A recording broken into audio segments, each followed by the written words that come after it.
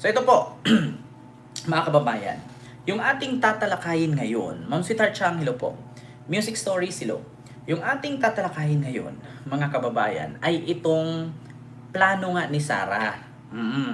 Na which is, mga kababayan, ay binisto na to ni Montulpo. Mga kababayan, binisto na to ni Montulpo nakaraang buwan pa lang. Mga kababayan, sa mga hindi po nakakaalam, lalong-lalo na sa mga DDS, si Digong po ay sinakyan na lang ni Sarah yan ngayon. Si Digong ay sinakyan na lang ni Sarah ngayon. Alam ni Sarah na hindi na makakalaya yan. Ngunit, mga kababayan, para maging presidente sa 2028 at para maabsuelto sa kasalanan, kasi kapag naging presidente siya, no, mga kababayan, ay hindi siya makasuhan. Kasi may immunity ang presidente. So ngayon, kapag may kaso siya, pag naging presidente siya, pwede niyang burahin lahat yan. Kuya Sam Vlog, hello po. Carl Miranda, hello po. Ngayon, mga kababayan, nag-live kahapon si Maharlika, tapos nag-comment ako na mukha siyang aswang nagalit. Mamiel ng Sarisa Force, hello po. Ngayon, mga kababayan, ganito. Sa interview niya, sa isang vlog ni Alvin, no? Sa isang vlogger ng DDS, si Alvin, yung jowa-jowa ni Tio. Naghiwalay din dahil sa issue sa pera. Hindi sila magkasundo sa pera. Naghiwalay ang dalawang bakla. Jowa lang na isang linggo.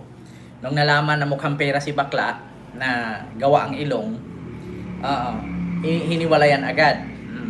Ngayon, mga kababayan, doon kasi sa greetings ni Digong, akala ko ba, mga kababayan, si Digong may sakit? 'Di ba? Hala, sabi ni Peebles, may relasyon daw. Sino daw? May relasyon daw si di umano si Unanay at Bingot.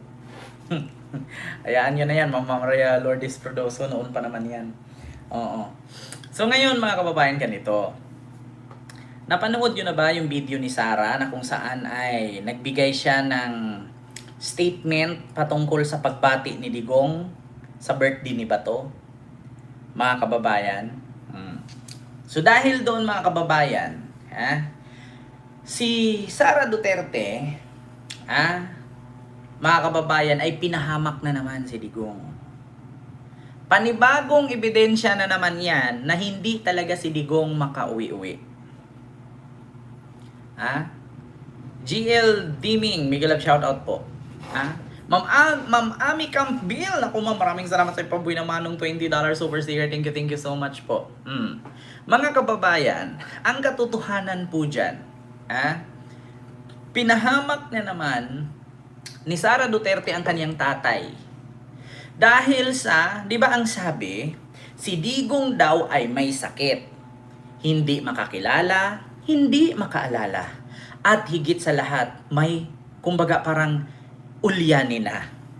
Kaya nga, laging idiniin ni Kaufman na si Digong ay unfit to stand trial. No? Hindi daw pwedeng humarap sa trial. Sinadya nilang idili-dili ang trial at itagal para si Digong sawa ang ICC, palalabasin. Ngayon, mga kababayan, pinahamak na naman ni Sarah si Digong sa bagay, 'di ba? Bago lang po, Ma'am Ashley Kid. Sa bagay kasi, mga kababayan, no? Gamit na gamit talaga ni Sarah si Digong ngayon. To become a president in 2028, sinasakyan na lang ni Digong si Sarah sa kulungan. Ni Sarah si Digong sa kulungan. Bakit, mga kababayan? Ang sabi ng abogado at ang sabi ng mga DDS, si Digong daw ay hindi makaharap sa trial kasi daw hindi na makakilala, hindi na makaalala, at higit sa lahat, ulyanin na. May sakit na amnesia or Alzheimer or basta parang ganon. Ngayon, mga kababayan, Tita Gali, hilo po. Ngayon, mga kababayan, sa statement na naman ni Sarah, Kung si Digong ay hindi makakilala, hindi makaalala, at nag-uulyanin na, kaya unfit to stand trial at hindi makakaharap sa hearing sa ICC, bakit si Digong naalala si Bato at may greetings pa? Na kung saan, sinusulsulan pa ni Digong na patuloy si Batong magmatigas at hindi magpaaresto. Diba? Kita ninyo mga kababayan? Sa madaling salita, ginamit lang talaga ni Sara si Digong. Sinakyan na lang ni Sara si Digong. Ha? Kasi bakit ganito mga kababayan? Si Digong kasi, presidente na yan. Dito kasi sa batas natin sa Pilipinas, once na naging presidente ka, yun na yung pinaka-tuktok na narating mo. Hindi ka na pwedeng maging presidente muli. Ngayon, mga kababayan, ano pa bang hahanapin ni Digong? Inarating na nga niya yung gusto niya. Kaya ngayon si Digong, kahit ikulong nyo yan, kahit mamatay yan sa kulungan, wala nang mawawala dyan. Matanda na. Pangalawa, naging presidente na. Nakamit na niya ang pinaka-pangarap ng mga politisyan, ang maging presidente, maging pangulo ng bansa. So kahit ikulong nyo dyan, walang mawawala kay Digong. So ngayon, ang may mawawala, si Sara kung si Sara po ay ma-impeach or makulong. 'Di ba? So ngayon mga kababayan, wala nang mawawala kay Digong. 'Di ba? Pero ang may mawawala, itong si Sara kung hindi manalo or makulong or ma-impeach. So ngayon mga kababayan, dahil dyan kay Digong, wala namang mawawala kay Digong kahit makulong yan dyan habang buhay, kahit malagutan ng hininga yan sa loob ng ICC, gagamitin na lang nila yan to preserve their political dynasty, to preserve their power, to preserve their names. Diba?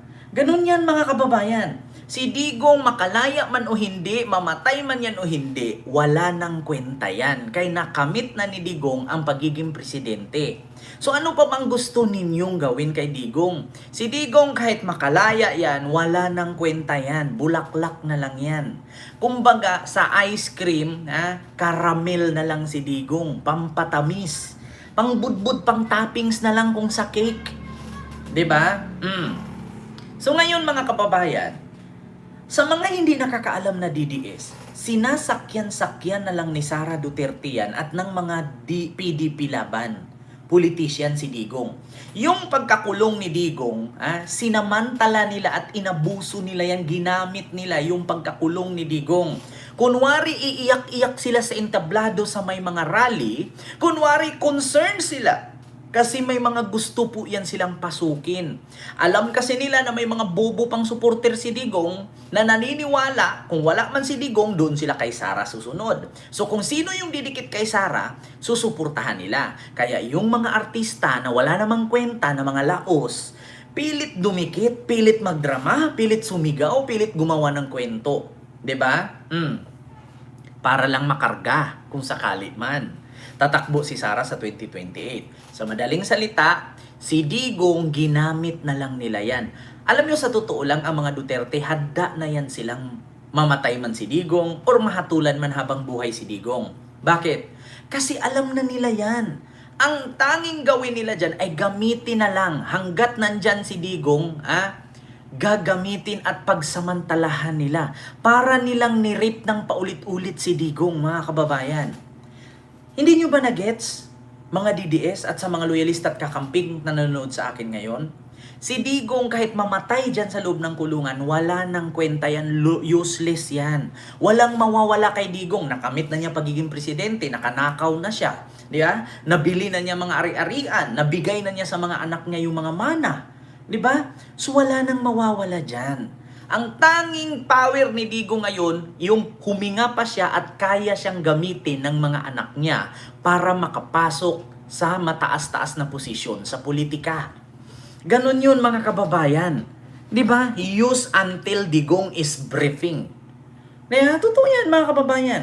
They are using Digong until Digong is alive.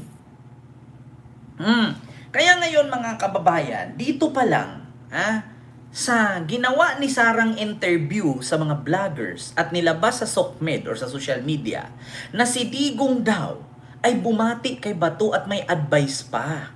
Magpakatigas na parang bato. Sa madaling salita, huwag sumuko, huwag sumurrender, magpakatigas. So doon pa lang mga kababayan, sa statement na yon, na greetings ni Digong para kay Bato sa birthday niya, pwede gawing ebidensya ng mga biktima ni Digong yan sa ICC. Kasi ang dinahilan ngayon nila, si Digong daw unfit to stand trial.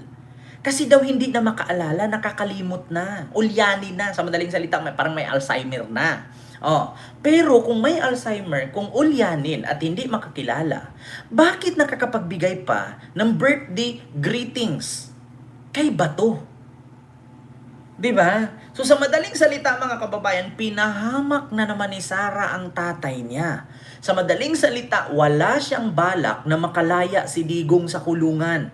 Kasi bakit? Ano ang unang dahilan kung bakit si Digong ay hindi pinagbigyan sa interim release? Dahil si Sara ang sabi kinidnap si Digong ng ICC. Una pa lang pinahamak na ni Sara. Hindi pa si Digong inaresto ng ICC, si Sara na ang nagdesisyon na umuwi ng Pilipinas kasi meron daw siyang insider sa Malacanang na nagsabi sa kanya, huwag kang maniwala, di ba? Kasi walang warrant. Di ba? Di ba, Sir Steve? Mabaga? Oo, sa totoo lang. Si Sara na ang unang nagpahamak kay Digong at si Bato. Si Bato alam niya na may warrant silang papasok sa Pilipinas pag umuwi si Digong galing Hong Kong, pero never ni Batong isinare kay Digong yan. Bagkus si Bato umiskapo at hindi sumama sa Hong Kong kasi takot na maaresto. Kita niyo, totoo yan. Si Bato ang unang naglaglag kay Digong. Pangalawa, nag-advise na ang mga abogado na huwag pauwiin si Digong kasi may warrant daw. Ano ang sabi? Si Sara nag-advise na umuwi para hindi tayo sabihang duwag ng mga kalaban natin. Meron naman akong insider na ang sabi hindi totoong may warrant. Ayun. Nung umuwi si Digong, ayun, dinampot sa naiya. Diba? Ipakita ko sa inyo ha. Ito. Dito tayo kay Sian Gasa. Sian Gasa. Pinahamak ng anak si Duterte. Ito ha, pakinggan ninyo mga kababayan. Ito. Pinilala siya ng mga lawyers na wag umuwi. Delikado. Alright? Hindi worth it yung risk. Kaya lang merong nakialam na isang anak na uulitin ko, meron nakialam na isang anak na pinakinggan ni former President Rodrigo Duterte. Kasi meron daw siyang insider sa loob na nagsasabi na hindi daw yun totoo yung warrant. Kaya lang ito palang insider sa loob ay identified na, kaya feedan siya ng wrong information para mag-report ng wrong information sa kanilang kampo. Kaya napilitan siyang umuwi. Then the rest is history. Diba? And nakakalungkot lang kasi syempre based sa kwento, based sa plot, avoidable pala siya. Sana hindi pala siya nangyari kung nakinig lang sana yung former president sa group of lawyers niya at hindi sa kanyang anak. Diba? Si Sian Gasa na mismo nagsabi, kung nakinig lang si Digong sa grupo ng kanyang mga abogado na huwag umuwi ng Pilipinas, manatili ka sa Hong Kong kasi may warrant ka, maaresto ka, dalhin ka ng ICC. Anong sabi ng anak? Umuwi ka kasi meron naman akong mata sa Malacanang. Nagsabi sa akin na hindi totoo yan, fake news yan. Pero yung mata pala niya sa Malacanang, yung tinawag ni Maharlikang puting ahas, nalaman na ng Malacanang na yun pala ang puting ahas. Binigyan ng wrong info itong puting ahas na o sige, isabi mo kay Sara na hindi totoo yan. Fake news ang warrant. Umuwi kayo. Nung umuwi, tiklo ang tatay niya. Diba? Oh, alam nyo na, mga kababayan. Tapos, dapat pala sa unang interim request ni Digong, makakalabas si Digong. Hindi nga lang sa Pilipinas, pero sa ibang bansa. Ngunit mga kababayan, sa kabubuhan ni Lustay, ang bansa pala na unang liparan ni Digong ay Australia. Pero ang ginawa niya, nilaglag niya sa rally na pumunta ng Australia kasi sa Australia daw si Digong mag-interim release. Ayan na.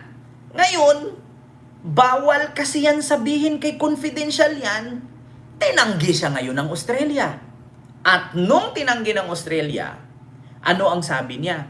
Kinidnap ang tatay niya at pwede daw itakas.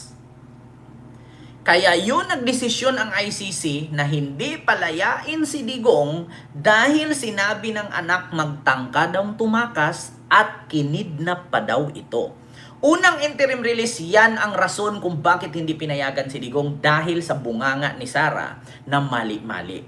Kaya nga minsan naalala ninyo, sabi niya sa interview, ayaw ko na magsalita kasi baka pagalitan na naman ako ng mga abogado. 'Di ba? Mga kababayan. Kaya kung naalala ninyo, sabi niya, ayaw ko magsalita patungkol dyan kasi magagalit na naman sa akin yung mga lawyer ko. Kasi nga, pinagalitan na nila ako.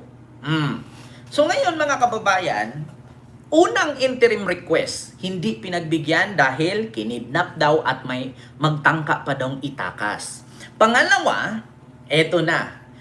Ang sabi na naman nila, si Digong daw may sakit. Pero, pumunta ang mga anak, pagdating sa SOCMED, pagdating sa mga vlogger, ang sagot ni Elizabeth Shimerman, he is okay, kahit payat siya, jolly siya, pero okay siya. Pero pagdating kay Kaufman, may sakit, unconscious, hindi nakakilala, at higit sa lahat, hindi niya alam ang mga pinagsasabi.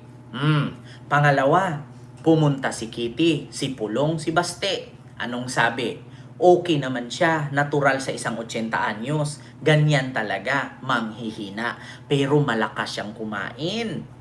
Hinihilot-hilot pa nga ni Manong Baste yung paa. Tapos salita ng salita si Baste, hindi pinakinggan, kaya nagtampo. Tapos si Kitty, habang nagsasalita, hindi daw nakinig si Digong kasi yung langaw hinuhuli-huli ni Digong kasi hindi daw si Kitty naliligo. Sabi ni Pulong. Kaya ngayon, pangalawang interim release, pinayagan ba? Hindi. Kasi bakit? Ang sabi ni Kaufman, may sakit, pero ang sagot ng mga anak, okay naman siya. Ang sabi ng pamilya, wala namang problema. Skin and bone. Okay naman siya. Sabi pa nga ni Pulong, pumayat siya, pero lumaki yung tiyan niya kasi magaling naman ang mga doktor. Inalagaan naman siya ng ayos ng mga doktor dito sa kulungan. Sa mga anak palang palpak na. Mali-mali ang Kaufman, mali-mali ang family na interview. Kaya tinanggihan ng ICC yung pangalawang interim. Pangatlong interim release. Bakit tinanggihan si Digong? Dahil sa mga supporter ni Sara na binitbit niya sa dahig, nagpagawa ng program mag-rally sa harapan. Kaya natakot ang ICC na pagbigyan si Digong ng interim release na pangatlong request. Kasi kapag nakalabas to, isang utos lang ni Digong na patayin ang mga biktima, patay lahat. Bakit? Kaya nga nilang punuin yung harap ng dahig. Kahit nakakulong na si Digong. 'Di ba? Dahil sa kabulastugan at kapabayaan ni Sara, napapahamak ang tatay niya. 'Di ba? Tapos ngayon, another na naman. Ang sabi ni Kaufman, may sakit si Digong, hindi na makaalala, makakalimot na, ultimo pamilya, hindi na alam yung mga pangalan, pero nakagawa pang bumati sa birthday ni Bato at ang sabi, magpakatigas ka. So kung makalimutin si Digong, bakit niya naalala si Bato? Nagbigay pa ng advice, magpakatigas ka na parang bato. Doon pa lang, mga kababayan, binisto na ni Sarah na ginamit na lang niya ang tatay niya. Wala talagang balak si Sarang palayain si Digong. 'Di ba? Wala talagang balak. Mga kababayan, walang balak si Sarang palayain si Digong. Kasi bakit? Kung gusto niyang makalaya ang tatay niya, di sana sinakyan niya ang sinabi ng abogado ng tatay niya na may sakit si Digong. Hindi makaalala, hindi makasabay sa kwento, nakakalimutan na. Ang problema, kung hindi makaalala, hindi makasabay sa usapin or sa kwento, bakit kilala pa si Bato at bumati pang, "My birthday greetings to Bato is magpakatigas ka na parang bato." 'Di ba?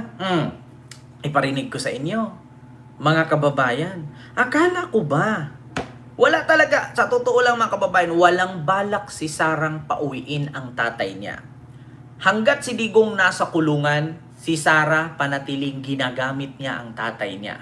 Sa madaling salita, paulit-ulit nilang sinamantalahan, binabayo si Digong sa panggagamit. Hanggat si Digong huminga, patuloy ang panggagamit nila. Pakinggan ninyo. Kanina, nag-usap kami ni Pangulong Duterte at sinabi ko sa kanya na birthday ni Senator Bato. Ay, oo nga pala. Sabi ko, meron ka bang message kay Senator Bato de la Rosa? Sabi niya, happy birthday, Senator Bato. Magpakatigas ka na parang bato. Yung kanyang wish. 'Di ba? Akala ko ba may sakit si Digong? Akala ko ba hindi makaalala? Akala ko ba nag-uulyanin na kaya unfit to stand trial?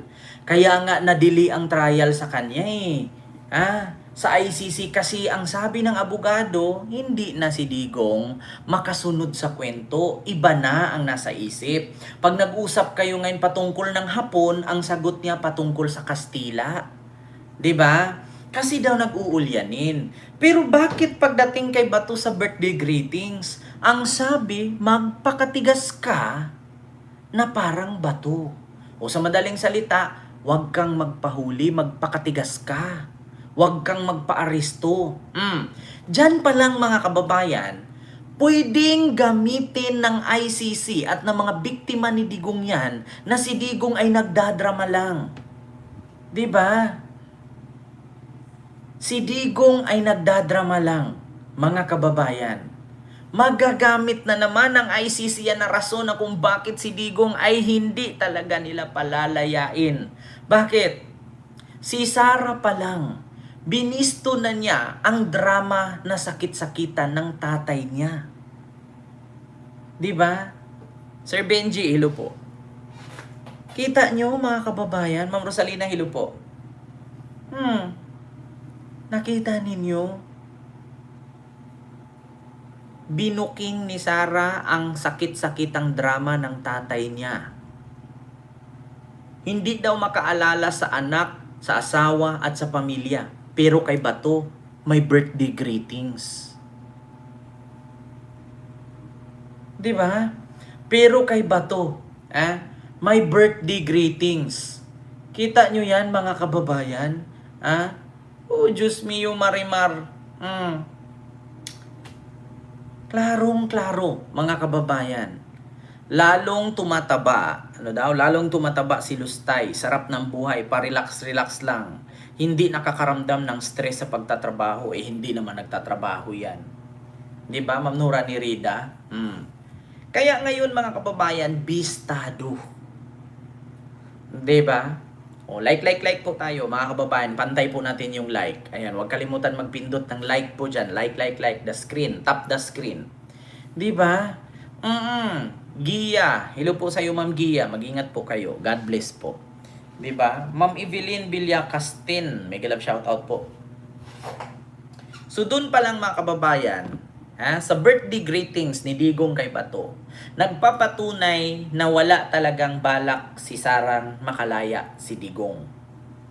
ni laglag na naman niya, pinahamak na naman niya ang tatay niya. 'Di ba? So yun po yun, mga kababayan.